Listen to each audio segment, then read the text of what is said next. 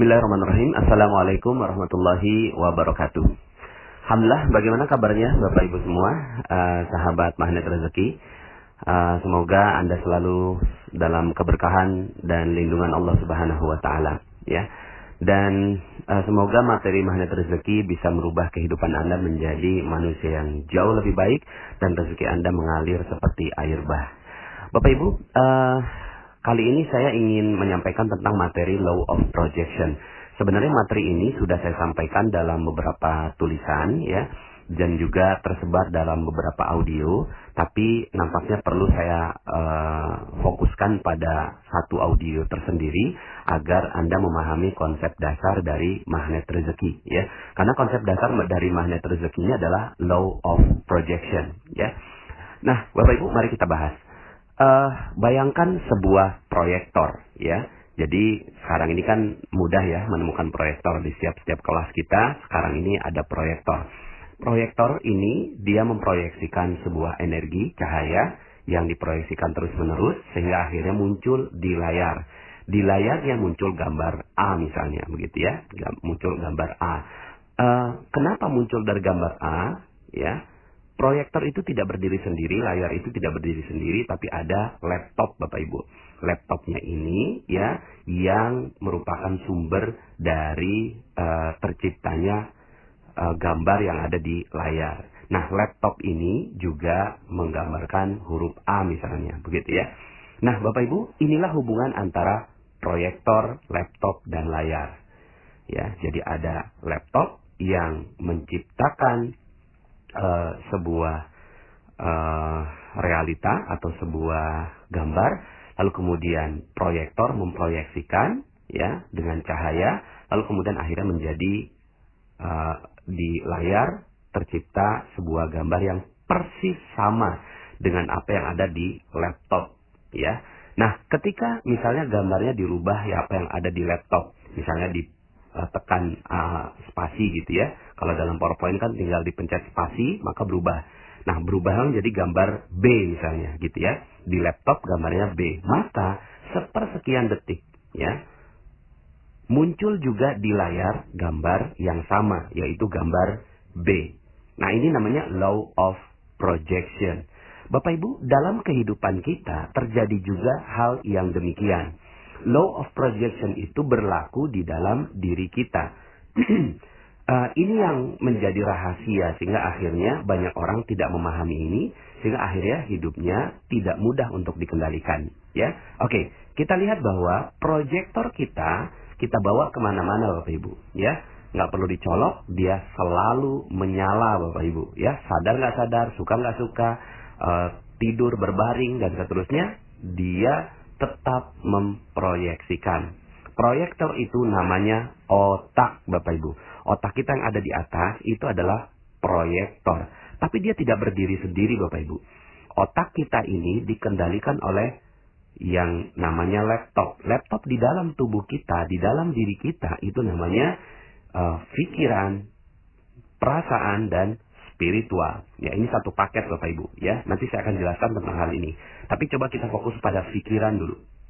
Nah, laptopnya adalah pikiran kita, ya. Pikiran kita mengirimkan sinyal-sinyal ke otak kita memproyeksikan sehingga akhirnya menjadi layar kita. Nah, layar inilah yang namanya nasib kehidupan kita, ya. Jadi layar inilah nasib dari kehidupan kita, ya. Nah, Bapak Ibu, perhatikan ini. Ketika apa yang ada di dalam pikiran kita, maka itulah yang akan menjadi realita di dalam nasib kita. Ini sudah menjadi hukum Law of Projection. Hukum dari proyeksi. Laptop kita gambarnya A, maka layar juga A. Sama dengan hidup kita, Bapak Ibu. Pikiran kita A, maka nasib kehidupan kita adalah A. Pikiran kita B, maka nasib kehidupan kita B. Ya, maka dengan memahami konsep Law of Projection ini, Anda bisa mengendalikan kehidupan Anda, Bapak Ibu. Andalah yang mengendalikan kehidupan Anda. Andalah yang mengendalikan bagaimana rasa kehidupan Anda. Andalah yang mengendalikan bagaimana nuansa kehidupan Anda. Andalah yang mengendalikan nasib kehidupan Anda. Di dalam Al-Quran, hal ini disebutkan di dalam surat Ar-Ra'd. A'udzubillahi minasyaitonirrajim. Innallaha la yughayyiru ma biqaumin hatta yughayyiru ma bi anfusihim. Sesungguhnya Allah tidak merubah nasib. Nasibnya di sini layar, Bapak Ibu. Sesungguhnya Allah tidak merubah layar nasib satu kaum, ya, atau kehidupan satu kaum, nasib satu kaum, ma biqaumin hatta, sehingga yughayyiru ma bi anfusihim, sehingga dia merubah apa yang ada adalah bi anfusihim, jiwanya. Jiwa ini nggak kelihatan, Bapak Ibu. Nah, jiwa inilah pikiran, perasaan, dan spiritual. Nah, ketika laptopnya berubah, pikirannya berubah, jiwanya berubah, maka nasibnya berubah. Ini sudah menjadi hukum yang Allah tetapkan di dalam Al-Quran, ya. Nanti saya akan jelaskan perbedaan antara nasib dengan takdir, Bapak Ibu, ya. Nah, saya mau bicara tentang nasib dulu. Maka Bapak Ibu, ya, apa yang ada dalam pikiran kita, itulah yang mengendalikan seluruh kehidupan kita. Ya, makanya jangan heran kalau seandainya saya katakan bahwa saya kok berani sekali gitu ya, mengatakan bahwa Anda memahami materi magnet rezeki, maka hutang Anda lunas. Ya, kenapa kok begitu? Ya, karena ya di dalam pikiran kita utang. Lalu kemudian dia diproyeksikan oleh otak kita, utang, sehingga akhirnya apa yang terjadi? Yang terjadi adalah di dalam nasib kita terus-menerus berhutang. Itu yang terjadi, gitu ya. Itu yang terjadi. Siapa yang menciptakan dan mengkreasikan utang itu? Kita sendiri yang mengkreasikan itu. Sehingga akhirnya orang yang terus berpikiran utang seperti ini, yakin Bapak Ibu, hakul yakin, sampai meninggal dunia, dia utangnya nggak akan pernah lunas, Bapak Ibu. Ya, kenapa? Karena diproyeksikan di dalam pikiran kita, diciptakan di dalam pikirannya, lalu diproyeksikan oleh otaknya, sehingga akhirnya menjadi nasibnya. Maka pikiran kita ini nggak bisa dilawan. Yang bisa kita lakukan adalah men-switch atau merubah, ya, merubah dari energi yang tidak positif menjadi energi yang positif, dari energi yang kesannya rendah, ya, menjadi energi yang tinggi, ya. Maka apa padanan kata dari utang? Utang ini rendah sekali, hina, tidak mampu, sepertinya tidak bisa berbuat apa-apa. Maka switch, Bapak Ibu. Apa yang ada dalam pikiran kita switch menjadi amanah, gitu ya. Anda tolong bisa dengarkan audio saya kembali, lunas hutang seketika, ya. Nah, Bapak Ibu, dengan men-switch ini, maka apa yang ada dalam pikiran Anda yang tadinya utang, Anda tekan spasinya menjadi amanah. Lalu kemudian pikiran Anda, otak Anda memproyeksikan amanah. Maka yang terjadi adalah di dalam layar nasib kita, itu yang terjadi adalah amanah yang bertubi-tubi datang pada diri Anda. Nah, mungkin sekarang ini adalah amanah berupa titipan uang orang 200 juta. Lalu kemudian setelah itu, karena Anda terus memproyeksikan amanah, maka yang datang pada kehidupan Anda adalah amanah berupa karyawan yang jujur, kemudian supplier yang baik hati, konsumen yang setia dan loyal, gitu ya, dan seterusnya. Nah, Bapak Ibu, Anda bisa menjadikan law of projection ini dalam semua lingkup kehidupan Anda. Misalnya bagi Anda yang tinggal di Jakarta misalnya, jalanannya macet gitu ya. Nah, macet itu Bapak Ibu adalah apa yang ada dalam realitas gitu ya. Nah, ini saya jelaskan tentang realitas. Realitas itu ada dua Bapak Ibu. Satu, realitas sekunder, dan yang kedua adalah realitas primer.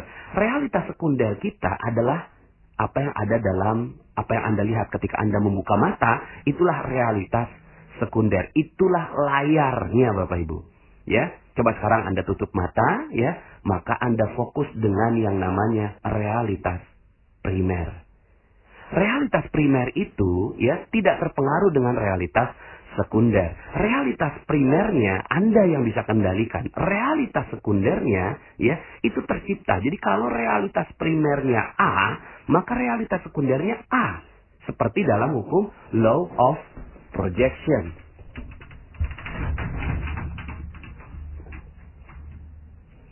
Seperti yang dalam hukum law of projection, ketika di laptop A, maka di nasib Anda adalah A. Di realitas primer Anda macet, maka realitas sekunder Anda macet. Sehingga akhirnya hidup Anda jadinya macet. Dan saat itu kita sedang berdoa Bapak Ibu. Ya Allah, macetkan hidupku, macetkan rezekiku, macetkan kebahagiaanku, macetkan keharmonisanku. Sehingga akhirnya yang terjadi Bapak Ibu betul-betul macet. Semuanya, proyeknya macet. Ya, proyeknya macet, rezekinya macet, semuanya macet. Lalu apa yang harus kita lakukan? Ya switch Bapak Ibu, pencet ya spasinya. Tombol spasinya dipencet dengan penuh. Ya, ketika realitas primer kita menyebut penuh, ya, maka sebenarnya kita lagi memproyeksikan, ya Allah, penuhkan hidupku, penuhkan rezekiku, penuhkan kebahagiaanku, penuhkan keharmonisanku, dan seterusnya. Sehingga yang terjadi di dalam realitas sekundernya terjadi adalah penuh Bapak Ibu. Sehingga akhirnya semua kehidupan Anda penuh dengan kebahagiaan. Ya, maka dengan konsep ini, ya, Anda bisa kendalikan seluruh kehidupan Anda. Apapun realitas sekundernya, apapun realitas, ya katanya realita, tapi kalau saya menyebutnya itu realitas sekunder. Apapun realitanya, ya, apapun faktanya, Anda bisa merespon dengan tepat Bapak Ibu. Ya, faktanya Anda punya utang. Faktanya Anda ya melewati jalanan yang macet. Faktanya ya Anda mungkin akan didatangi oleh polisi, pengacara, orang yang menagih Anda, debt collector. Faktanya bisa jadi Anda adalah seorang istri yang suaminya penuh dengan kedengkian, kebencian, memukul Anda, KDRT, dan seterusnya. Faktanya bisa jadi anak Anda kena narkoba. Faktanya bisa jadi Anda dilahirkan dari seorang nauzubillah perzinahan begitu ya. Faktanya bisa jadi Anda melihat ada korupsi di Indonesia. Faktanya bisa jadi ada pembunuhan, pencurian, kemaksiatan, dan seterusnya. Faktanya bisa jadi macam-macam Bapak Ibu. Faktanya bisa terjadi apapun gitu ya. Faktanya bisa terjadi apapun dalam realitas sekunder Anda. Tetapi di dalam realitas primer Anda yang ada hanya boleh kebahagiaan, keharmonisan, kecintaan ya, dan energi-energi yang positif. Kalaulah sudah ada realitas sekunder, realitas primer yang demikian di dalam pikiran Anda, maka yang terjadi adalah hidup Anda sudah bahagia Bapak Ibu. So what gitu loh. Mungkin sekarang ini Anda akan didatangi oleh banyak orang untuk menagih hutang Anda. Tapi kemudian Anda tarik nafas, Anda cool di dalam pikiran Anda bahwa Anda adalah orang yang baik hati, Anda adalah orang yang amanah, Anda adalah orang yang jujur, Anda adalah orang yang penuh cinta kasih, Anda adalah orang yang bahagia, Anda menyebarkan kebahagiaan buat orang lain. Maka orang yang nagih di depan Anda itu akan kebingungan Bapak Ibu. Percaya saya. Orang yang akan nagih gitu ya, debt collector itu kerasa energi apa yang ada di dalam realitas primer Anda. Ya, maka penting sekali menjaga realitas primer ini, ya. Penting sekali menjaga realitas primer ini. Nah, persoalannya begini Bapak Ibu. Otak kita selain memproyeksikan, dia juga menyerap. Dia menyerap 2 juta informasi per detik, ya. 2 juta informasi masuk per detik, lalu kemudian dia diproyeksikan. Itu kerja otak kita Bapak Ibu. Nah, dia masuk Bapak Ibu, masuk 2 juta informasi per detik. Sadar nggak sadar, suka nggak suka, mau nggak mau, ya, terpaksa nggak terpaksa, itu masuk 2 juta informasi per detik. Contoh, misalnya Anda atau siapalah begitu ya, suka dengan menonton film horor, ya. Dia suka menonton film horor, maka yang dia tonton terus gitu ya, setiap hari dia nonton film horor, maka masuk 2 juta informasi per detik. Di dalam pikirannya ya, akhirnya yang terjadi adalah semua dunia horor. Masuklah dalam realitas primernya dia. ya, masuk di dalam realitas primernya dia bahwa hidup adalah penuh dengan horor. Dia percaya ada kuntilanak, ada sundel bolong, ada buto ijo, ada genderuwo dan seterusnya. Dia percaya, believe dalam realita primernya dia. Maka yang terjadi adalah ketika dia lewat jalanan gelap, Bapak Ibu, maka apa yang terjadi? Yang terjadi adalah realita primer itu muncul menjadi realitas sekunder yang memunculkan rasa takut, sehingga akhirnya dia takut. Aduh, ada kuntilanak nggak ya? Ada genderuwo nggak ya? Ada sundel bolong nggak ya? Padahal Bapak Ibu, mana itu semua? Nggak ada. That's not real, nggak nyata seperti materi jeruk nipis yang saya sampaikan. Makanya kenapa kok ya setan di setiap daerah itu berbeda-beda, Bapak Ibu. Ya, itu yang tadi saya sebutkan, itu setan khasnya Indonesia, Bapak Ibu ya. Itu kan dia masuk ya film-film horor di dalam pikirannya. Tapi coba kalau Anda ke Cina, ya, setannya lucu, Bapak Ibu, loncat-loncat gitu ya. Loncat-loncat kita gitu ya. Nggak masuk dalam realitas primer kita itu, loncat-loncat mengerikan. Tapi di orang yang ada di dataran Cina gitu ya, ngelihat ada orang yang loncat-loncat lalu kemudian tangannya lurus ke depan, itu takut, Bapak Ibu, ya.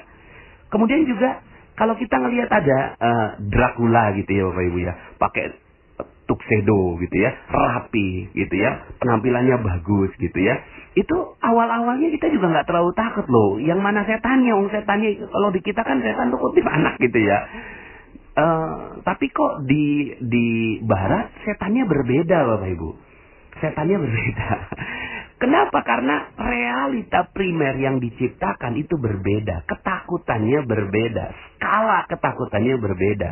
Maka ya, orang-orang yang suka nonton film horor, realita sekundernya akhirnya juga demikian, yaitu nasibnya dia. Sama dengan orang yang suka nonton infotainment, Bapak Ibu. Ada artis yang suka kawin cerai yang ditonton, itu realita orang lain capture pakai framing media gitu kan. Framing media lalu kemudian masuk dalam pikiran kita, masuk dalam primary reality kita, ya. Lalu kemudian akhirnya nasibnya kita, bawaannya ketika ada konflik sama suami, pengennya cerai aja. Kenapa? Karena ngerujuk ke infotainment yang episode 42 begitu ya. Nah, Bapak Ibu yang dirahmati Allah Subhanahu wa taala, akhirnya yang perlu kita perhatikan adalah supply informasi yang masuk dalam diri kita, Bapak Ibu ya. Seperti misalnya kalau Anda nonton berita itu ada adagium ya yang menyebutkan bahwa bad news is a good news. Berita yang tidak baik itu pantas untuk diberitakan. Contoh, wali kota digigit anjing itu bukan berita. Tapi wali kota menggigit anjing ini baru berita. Akhirnya itu yang di framing sama media, di capture sama media, lalu kemudian akhirnya setiap orang yang menonton televisi jadi aneh. Kenapa? Karena ya kejadian selevel wali kota menggigit anjing itulah yang ditonton terus menerus. Makanya waktu itu pernah ada, Bapak Ibu, teman saya yang WA saya, Panas, saya mau ke Depok tapi kok saya takut ya. Kenapa takut? Karena di Depok banjir. Loh, banjir? Kalau di Depok banjir bagaimana Jakarta? Ternyata ya ada satu jalanan yang tergenang, itu yang di capture sama jurnalis, dan kemudian itu yang masuk dalam realitas primer teman saya. Sehingga akhirnya dia nggak jadi ke Depok karena takut ada banjir. Padahal sayanya sendiri yang berada di Depok nggak lihat ada banjir. Nah, Bapak Ibu, inilah dia ya law of projection. Sehingga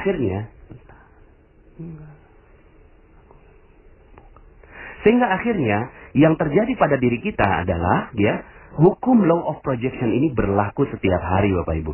Ketika Anda mensuplai berita-berita yang nggak bagus, ya, hal-hal yang nggak bagus dalam pikiran Anda, hati-hati. Itu akan masuk menjadi primary reality Anda atau realitas primer Anda dan akhirnya menjadi nasib Anda. Nah, sekarang ini Bapak Ibu, yang perlu Anda kendalikan adalah bagaimana realitas primer Anda adalah bagus, luar biasa, sehat, bahagia, senang, harmonis, apapun fakta yang di luar yang terjadi. Itu udah nggak penting, Bapak Ibu. Sudah tidak penting. Yang penting adalah bagaimana pikiran Anda selalu memandang yang positif. Perasaan Anda positif. Spiritual Anda positif. Ketika itu yang terjadi, maka rezeki Anda akan mengalir dengan deras. Sederhana sekali Bapak Ibu, ya. Seperti yang saya sampaikan dalam materi sebelumnya bahwa rezeki itu adalah energi baik, ya. Ketika dalam tubuh kita seluruhnya energinya baik, maka rezeki akan datang otomatis. Rezeki akan datang pada diri kita, ya. Rezeki akan datang pada diri kita ketika energi kita adalah energi yang baik. Tapi ketika energi kita bercampur dengan energi yang tidak baik, rezeki nggak akan datang pada diri kita. Maka sederhana sekali, rubahlah apa yang ada dalam pikiran kita, perasaan kita, spiritual kita, maka nasib kita pun akan berubah. Nah, terakhir, penjelasan tentang takdir dan nasib. Banyak orang yang bilang begini, Pak Nas, kan Allah udah takdirkan, rezeki udah ditakdirkan, jodoh udah ditakdirkan, yang lain udah ditakdirkan. Iya, itu mah ilmunya Allah, ya. Saya ingin membatasi ini, ya. Saya tidak akan menjelaskan panjang lebar tentang hal ini. Kenapa? Karena itu udah merupakan sifat Allah yang kita pelajari, bahwa Allah memahami seluruh takdir-takdir kita, bahkan takdir kita sudah ditetapkan di dalam Lauhul Mahfuz, ya. Sudah ditetapkan di dalam Lauhul Mahfuz, ya. Sudah ditetapkan itu semua di dalam Lauhul Mahfuz, bahwa Allah Maha mengetahui segalanya. Pertanyaannya, apakah kita udah tahu rezeki kita? Apakah kita udah tahu nasib kita? Apakah kita udah tahu jodoh kita? Tidak. Makanya kata Allah, itu kan la yus'alu amma yaf'al wa hum yus'alun. Kamu tidak akan ditanya tentang la yus'alu amma yaf'al. Allah tidak akan ditanya tentang apa yang dia perbuat. Wahum yus'alun, tapi kamu akan ditanya, kenapa kok nasib kamu miskin? Kenapa kok nasib kamu ya penuh hutang? Kenapa kok nasib kamu ya tidak bahagia? Kenapa kok nasib kamu ya rendah? Kenapa kok nasib kamu hina? Itu yang akan ditanya oleh Allah Subhanahu wa taala. Ya, jadi takdir berbeda dengan nasib. Nasib kita bisa kendalikan Bapak Ibu, karena itu Allah yang memberikan kemampuan law of projection untuk kita. Jadi, merubah nasib Anda sederhana Bapak Ibu. Rubahlah apa yang ada dalam pikiran Anda. Semudah merubah laptop. Rubahlah apa yang ada dalam pikiran Anda. Pokoknya semua pikiran Anda yang positif, bagus, semuanya hebat, luar biasa. Anda adalah orang yang hebat. Anda adalah orang yang luar biasa. Anda adalah orang yang penuh amanah, penuh rezeki dari Allah. Anda adalah orang yang mulia. Anda adalah orang yang bahagia. Maka itulah nasib yang akan terjadi pada kehidupan Anda. Oke? Semoga ini bisa membuat hidup Anda menjadi jauh lebih indah lagi, ya.